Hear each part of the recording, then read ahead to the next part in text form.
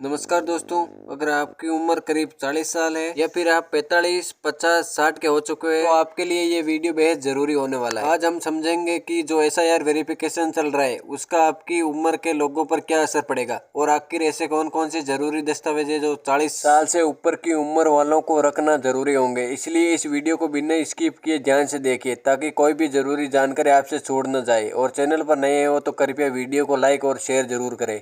जिनकी भी उम्र 40 साल से ऊपर की है तो चलिए जानते हैं विस्तार से। दोस्तों, सबसे पहले मैं आपको बताऊंगा कि जिन लोगों की उम्र 40, 45, 50 या 60 साल से ऊपर है उनके लिए हाल ही में कौन कौन सी अहम जानकारी सामने आई है। सबसे पहले तो अभी देश के कई राज्यों में एसआईआर प्रक्रिया शुरू हो चुकी है, खास तौर पर उन राज्यों में जहां आने वाले 1 से 1.5 साल में चुनाव होने हैं, वहां ये वेरिफिकेशन तेजी से चल रहा है। आपने देखा होगा कि बीएलओ आपके घर घर जाकर गणना फॉर्म दे रहे हैं। अब सवाल ये उठता है कि आखिर ये प्रक्रिया क्यों हो रही है और अगर आपको फॉर्म मिला है तो अब आपको कौन से दस्तावेज दिखाने पड़ सकते हैं, और फॉर्म नहीं मिला तो जल्द ही मिल जाएगा क्योंकि देश के 12 राज्यों में ये बाकायदा शुरू हो चुकी है। इस बीच कई महत्वपूर्ण दस्तावेज ऐसे हैं जो कि हर 40 साल से ऊपर के व्यक्ति के पास होने चाहिए, और अगर वे कागज आपके पास नहीं है तो उनको कैसे बनवाना है, आज आपको हर चीज साफ साफ बताई जाएगी। अब बहुत सारे लोग एसआईआर को लेकर भ्रम में है कि यह सीधा नागरिकता से जुड़ा मामला है। अगर आप नागरिकता साबित नहीं कर पाए तो आपको देश से बाहर भेज दिया जाएगा या सरकारी योजनाओं से वंचित कर दिया जाएगा। सबसे पहले मैं इस भ्रम को साफ करना चाहता हूँ। एसआईआर का पूरा नाम है स्पेशल इंडेक्टिव रिवीजन, यानी मतदाता सूची का विशेष पुनरीक्षण। इसका मतलब है केवल वोटर लिस्ट को साफ और सही करना ताकि सिर्फ सही और असली मतदाता ही वोट डाल सके। इसका मकसद ये जांचना है कि कहीं कोई फर्जी नाम तो नहीं, कोई मृत व्यक्ति का नाम तो नहीं, या कोई व्यक्ति 2 जगह से वोट तो नहीं दे रहा है। ये प्रक्रिया नागरिकता जांच के लिए नहीं, नागरिकता की जांच एक अलग प्रक्रिया के तहत होती है जिसे एनआरसी यानी नेशनल रजिस्टर ऑफ सिटीजन्स कहा जाता है। लेकिन हाँ, एक सच्चाई यह भी है कि 12 में से कई राज्यों में एनआरसी के साथ साथ एनआरसी जैसी प्रक्रिया भी चल रही है।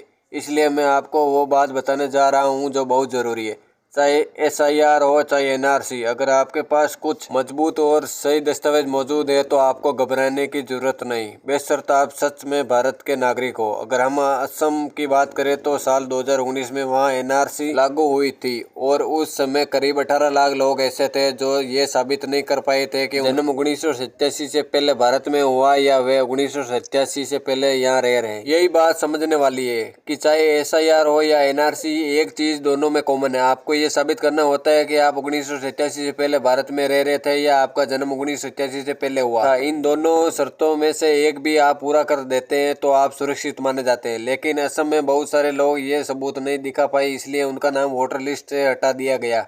हालांकि उन्हें एक मौका और दिया गया कि वे सही दस्तावेज बनवा कर दोबारा वेरिफिकेशन करवा सके। अब आप यही गलती ना करें, इसलिए मैं आपको बताऊंगा कि कौन कौन से कागज अभी से तैयार रख लेना चाहिए ताकि अगर कल बीएलओ आपके दरवाजे पर अचानक आ जाए तो आप घबराए नहीं। अगर आपकी उम्र 40 साल से ऊपर है और मान लीजिए आपका जन्म 1987 से पहले का है तो आपके पास सबसे पहले वोटर ID कार्ड होना चाहिए। अगर ये कार्ड 1987 से पहले जारी हुआ है तो और भी अच्छा, लेकिन बाद का भी चलेगा। इसके अलावा आपके पास पासपोर्ट भी होना चाहिए, चाहे वे पुराना हो या नहीं, हालांकि ये विकल्प है, अनिवार्य नहीं। इसके अलावा एक दस्तावेज जो सबसे ज़्यादा जरूरी माना गया है वह है जन्म प्रमाण पत्र। जी हाँ, जन्म प्रमाण पत्र यानी बर्थडे सर्टिफिकेट आपके पास जरूर होना चाहिए। अगर ये अभी तक नहीं है तो आगे आपको ये भी समझाऊंगा कि इसे कैसे बनवाया जा सकता है। इसके अलावा अगर आपके पास घर या जमीन से जुड़े कागजात है जैसे रजिस्ट्री, पट्टा, केवला, बेमना या पावर ऑफ अटॉर्नी जैसी कोई भी वैध पेपर, तो ये भी आपके लिए काफी मददगार साबित हो सकते हैं। लेकिन अगर आपके पास जरूरी पुराने दस्तावेज नहीं है तो घबराने की बिल्कुल जरूरत नहीं है। अब मैं आपको बताने जा रहा हूँ कि ऐसे में आपको क्या करना चाहिए और ये कागजात कैसे बनवाए जा सकते हैं। मान लीजिए आपके पास 1987 से पहले का कोई भी प्रमाण नहीं है तो भी चिंता की बात नहीं है, क्योंकि सरकार ने जन्म प्रमाण पत्र यानी बर्थडे सर्टिफिकेट को सबसे अहम दस्तावेज माना है और इसे बनवाने के लिए आपको पूरा मौका दिया गया है। अगर आपके पास जन्म प्रमाण पत्र नहीं है तो आप अपने जिले के कोर्ट या अनुमंडल कोर्ट जा सकते हैं। कोर्ट के बाहर आपको कई वकील मिल जाएंगे, आप किसी भी वकील से संपर्क कर सकते हैं और एक एफिडेविट बनवाने के लिए कह सकते हैं। एफिडेविट बनवाते समय आपको साथ में 2 या 3 गवाह ले जाने होंगे। ये गवाह आपसे उम्र में थोड़े बड़े होने चाहिए ताकि ये बात साबित कर सके कि आप कई सालों से इस इलाके में रहते हैं, आपका जन्म वही हुआ है और आपके माता पिता कौन है। आप चाहे तो अपने किसी रिश्तेदार को भी गवाह बनवा सकते हैं। कोर्ट में आपसे ये भी पूछा जाएगा कि आपने अब तक जन्म प्रमाण पत्र क्यों नहीं बनवाया। इसका आपको एक सही और तार्किक कारण बताना होगा। इसके बाद आपका एफिडेविट तैयार हो जाता है और आप इसे वैकल्पिक रूप से जन्म प्रमाण पत्र के सबूत की तरह इस्तेमाल कर सकते हैं। सरकार ने आम लोगों को यही राहत दी है ताकि किसी को परेशानी न हो सके। अगर किसी वजह से जन्म प्रमाण पत्र बनवाना संभव नहीं हो पा रहा है तो आप पासपोर्ट बनवा सकते हैं।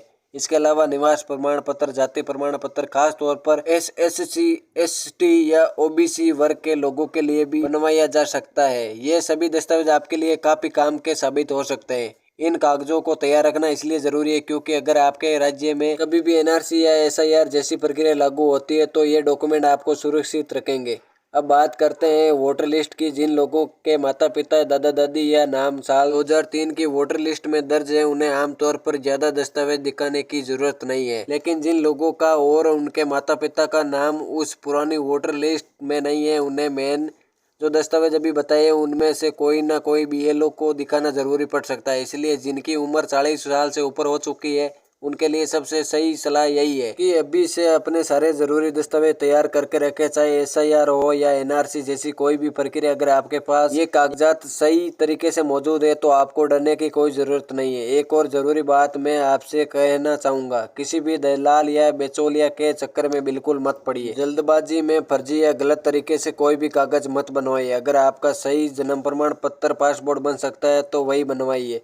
अगर नहीं बना पा रहे तो आप अपने घर की पुरानी रजिस्ट्री, जमीन से जुड़े कागजात, माता पिता का मृत्यु प्रमाण पत्र या कोई भी ऐसा सही सबूत संभाल कर रखिए जिससे ये साबित हो सके कि आप 1987 से पहले भारत में रह रहे हैं। अगर आप ये सब चीजें साबित कर पाए तो आप पूरी तरह सुरक्षित रहेंगे और आपको किसी भी प्रकार की परेशानी नहीं होगी। अब अंत में आप सभी से एक छोटी सी रिक्वेस्ट है, अगर ये जानकारी आपको काम की लगी तो वीडियो को लाइक जरूर करें और चैनल को सब्सक्राइब कर लीजिए ताकि इसी प्रकार की महत्वपूर्ण जानकारी आपको समय समय पर मिलती रहे। और वीडियो को जितना हो सके शेयर करें ताकि भारत का हर व्यक्ति इस जानकारी से रूबरू हो सके। तब तक के लिए धन्यवाद।